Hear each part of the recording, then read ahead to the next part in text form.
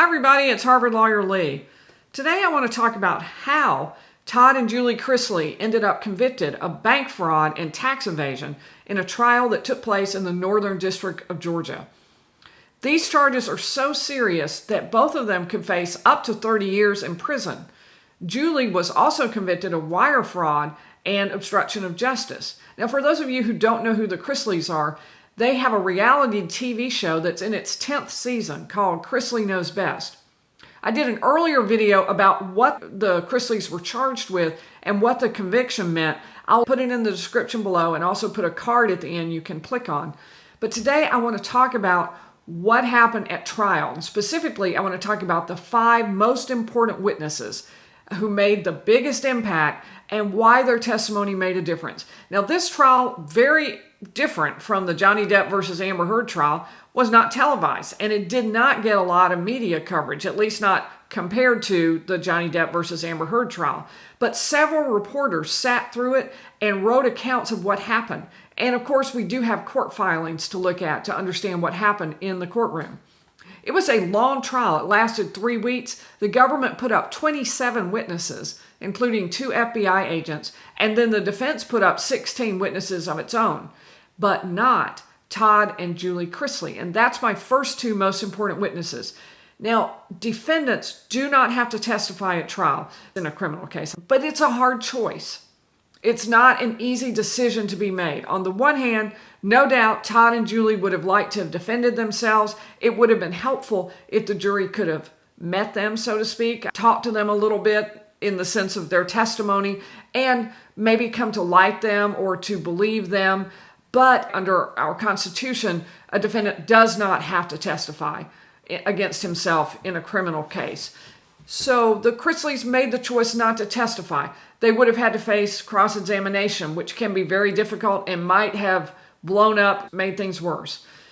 They did put up 2 witnesses, though, who were there to sort of humanize them, members of their family who were there to sort of convey to the jury that these are nice people and someone that you should like and trust, even though the Chrisleys were not actually testifying. And one of those is going to make the list at number 5. Now, the 3rd most important witness was Mark Braddock. And since the Chrisleys didn't testify, he ended up being the most important witness of all. Mark Braddock was a government star witness, and he was also very controversial. He was Todd Chrisley's former business partner, but he also testified at trial that for about a year he had a personal relationship of an intimate nature with Todd. According to Business Insider, Braddock even claimed that Todd and he paid $38,000 to someone to keep their relationship confidential and not expose it. So the Chrisleys' attorney, Bruce Morris, said that whole affair is just pure fantasy. He made that up. That's according to reporting from Business Insider. But regardless of what type of relationship they had, in 2012, we do know this. Todd Chrisley fired Mark Braddock, and they had a falling out. So Braddock, all the way back in 2012, went to the government to turn Todd Chrisley in.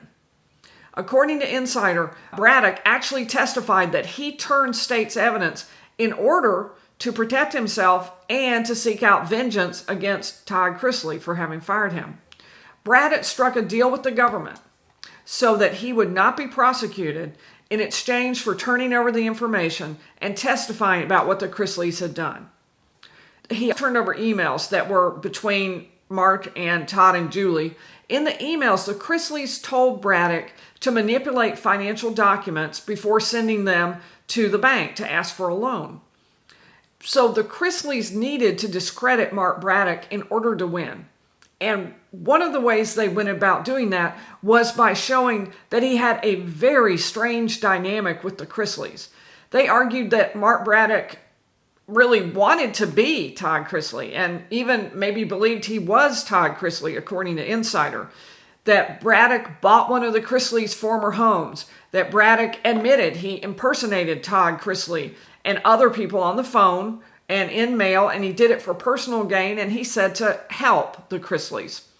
Investigators also found a Telegram profile that had Mark Braddock's phone number and the name Mark Chrisley.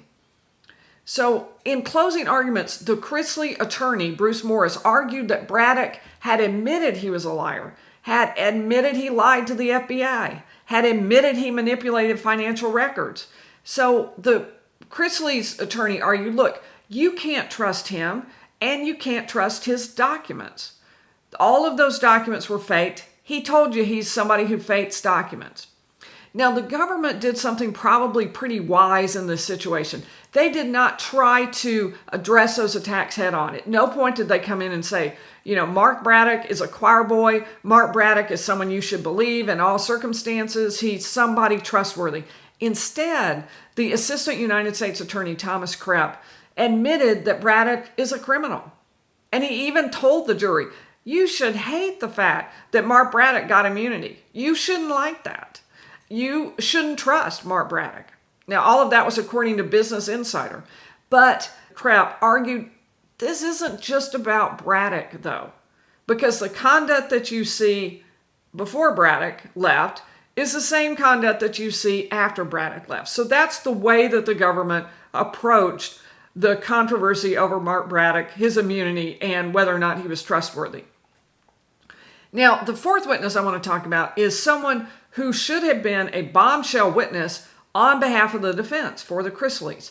Donna Cash worked for Todd Chrisley's asset management company, and she took the stand on their behalf. According to MovieWeb, Donna Cash testified that Mark Braddock told her to commit financial fraud with him in order to ruin Todd Chrisley's life. Braddock had her send fake financial documents, she said, to loan companies, had her lie about how well the company was doing financially.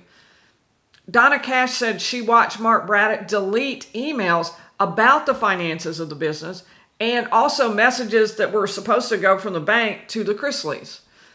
She said that Braddock had her tell the Chrisleys that his 2009 taxes were paid when they weren't.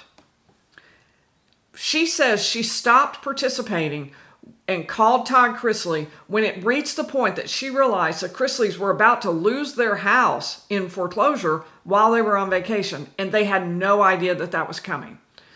Now, this sounds like great testimony for the Chrisleys. So what went wrong? Why did it not sway the jury? We can't say for sure, but we do know that the government cross-examined her with a couple of key points. First, even though Donna Cash said she had just told Todd Chrisley that she and Mark Braddock were trying to defraud him, both stayed on as employees for a period of time after that. And the government's point was, why, if he had just been told you were trying to cheat him, would it keep you both?